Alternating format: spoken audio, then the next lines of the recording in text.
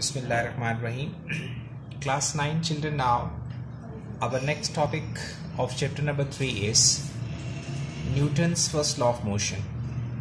Before starting Newton's first law of motion, first of all I would like to explain about net force. This is very simple but critical topic. So if you have good idea about net force, then you can easily understand Newton's first law. Net force means when we say we have applied net force, whenever net force is applied on any object, it always produces acceleration. When we say acceleration, it means positive or negative, because negative acceleration is also known as retardation or deceleration, right? Means whenever you apply force, and if your applied force produces acceleration, means positive acceleration, or retardation means negative acceleration, so it means velocity changes.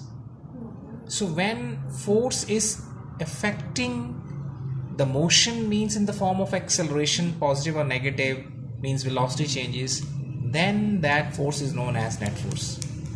For example, let's say if we have an object having mass m, and you are applying force on this object. Since body is at rest state, initial velocity is 0, Vi is 0, and if after the application of the force, even then there is no motion in the body is same at rest, it means even force is applied but no net force. So net force is 0.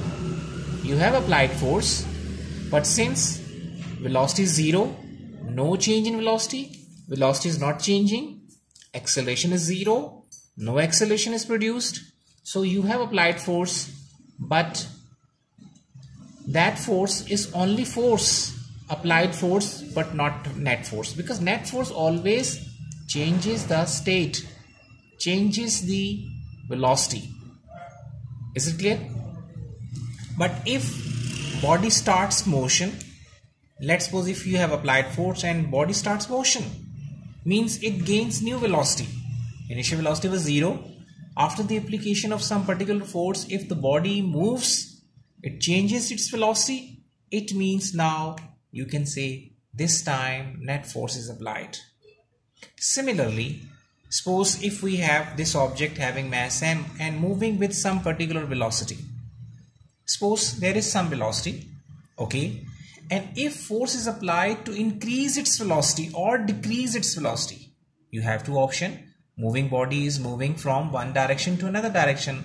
And if you want to speed up the velocity or if you want to decrease the velocity, so it means then if your force applied and after your application of your force, if velocity changes, either velocity increases or decreases, then force will be net force. But even if body is moving with some velocity and you have applied force and your applied force is not changing any kind of velocity, not producing any acceleration, not changing the velocity, even though you have applied force, at that time you can say your force is applied force but not net force, because net force always changes the velocity, always produces acceleration.